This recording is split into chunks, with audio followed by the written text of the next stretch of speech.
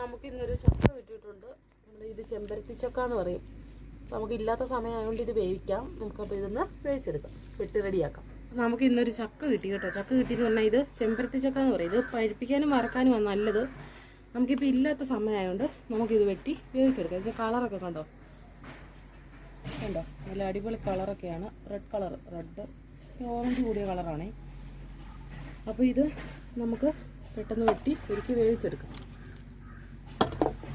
ചക്ക വെട്ട് എനിക്ക് അത്ര വശമൊന്നുമില്ല, എങ്കിലും ചക്ക ആയതുകൊണ്ടും ഇല്ലാത്ത സമയം ആയതുകൊണ്ടും നമുക്കിത് പെട്ടെന്ന് വെട്ടി റെഡിയാക്കി എടുക്കാം.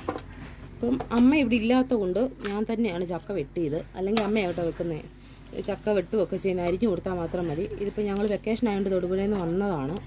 ഇപ്പം ഇങ്ങനെ കണ്ട തൂക്കുപാലത്താണ് ഉള്ളത്.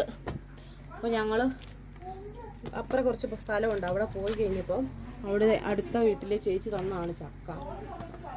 അപ്പോൾ ഇല്ലാത്ത സമയമായതുകൊണ്ട് ഇത് വേവിച്ചോ എന്നൊക്കെ പറഞ്ഞ് തന്നതാണ്. അപ്പോൾ നമ്മൾ വെട്ടി നോക്കാം. വെട്ടി കഴിഞ്ഞപ്പോൾ പഴുത്തിട്ടൊന്നുമില്ല കേട്ടോ. അപ്പോൾ നമുക്കിത് വേവിച്ചെടുത്ത് ഇച്ചിരി മീനുണ്ട്, മീൻ കറിയൊക്കെ ആയിട്ട് നമുക്ക് അടിപൊളിയാക്കിയേക്കാം.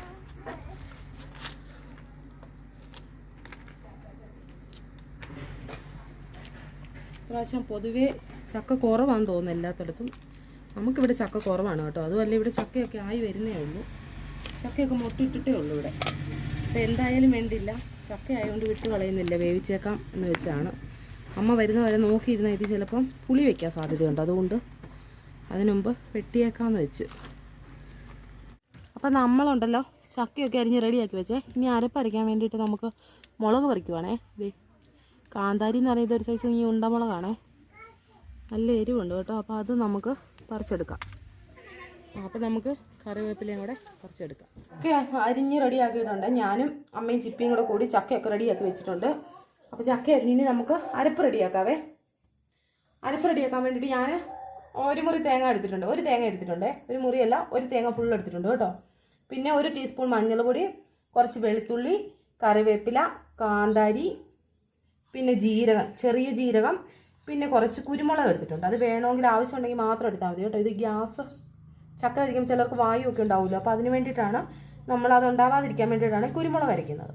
അപ്പോൾ നമുക്ക് ഉപ്പും കൂടി ഇട്ട് അരപ്പ് റെഡിയാക്കാം.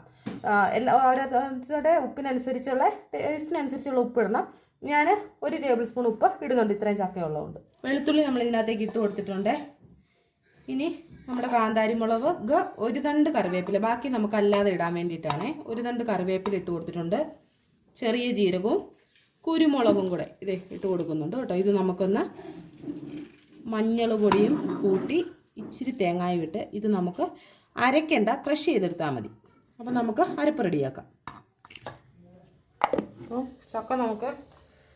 ഈ ചക്ക നമുക്ക് ഈ കലത്തിനകത്തേക്ക് ഇട്ട് കൊടുക്കാം. ഈ ചക്ക ഇച്ചിരി വലുതായിട്ട് അരിയണമെന്ന് ആ ചേച്ചി ചക്ക തന്നപ്പോൾ പറഞ്ഞായിരുന്നല്ലേ, കൊഴിഞ്ഞു പോകുന്നു. അതുകൊണ്ടാണ് നമ്മൾ വലുതായിട്ട് അരിഞ്ഞത്. ചെമ്പരത്തി ചക്ക പൊതുവേ നമ്മൾ പഴുപ്പിക്കാനും ചിപ്സിനൊക്കെയാണല്ലോ ഉപയോഗിക്കുന്നത്, അതുകൊണ്ട്. അപ്പോൾ നമ്മൾ മുഴുവൻ ഇന്ന് നമ്മൾ ചക്ക പുഴുങ്ങുന്നില്ല കേട്ടോ, കുറച്ച് ഇന്ന് പുഴുങ്ങുന്നുള്ളൂ. മുഴുവൻ ഇന്ന് വേണ്ട, അതുകൊണ്ട് പകുതിയേ എടുത്തിട്ടുള്ളൂ. ഇനി നമുക്ക് ഇതിനകത്തേക്ക് അരപ്പിട്ട് കൊടുക്കാം.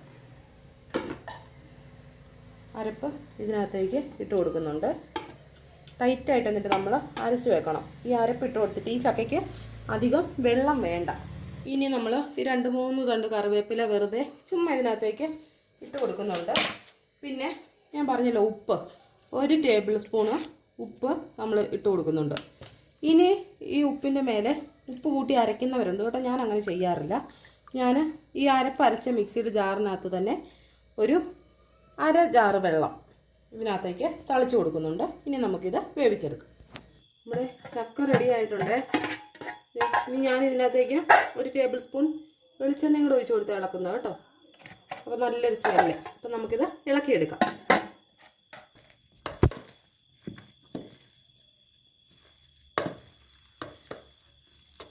അപ്പം നമുക്കിത് കുഴച്ചെടുക്കാം. അപ്പം ഞാൻ ചക്ക കുഴച്ചെടുത്തിട്ടുണ്ട്. ഇനി നമ്മുടെ മീൻ കറി വയ്ക്കാനുണ്ട്. അപ്പോൾ ഇനി അതിന് വേണ്ട പരിപാടികൾ നോക്കാം. നമ്മുടെ ചക്കപ്പുഴുക്ക് റെഡി ആയിട്ടുണ്ട്. നമുക്ക് മീൻ കറി ഉണ്ട്. അപ്പോൾ വീഡിയോ ഇഷ്ടപ്പെടുവാണെങ്കിൽ ലൈക്ക് ചെയ്യുക, സബ്സ്ക്രൈബ് ചെയ്യുക. മീൻ കറിയുടെ വീഡിയോ നമ്മുടെ ചാനലിൽ ഇട്ടിട്ടുണ്ട്. അപ്പം മറ്റൊരു വീഡിയോയുമായിട്ട് നമുക്ക് വീണ്ടും കാണാം.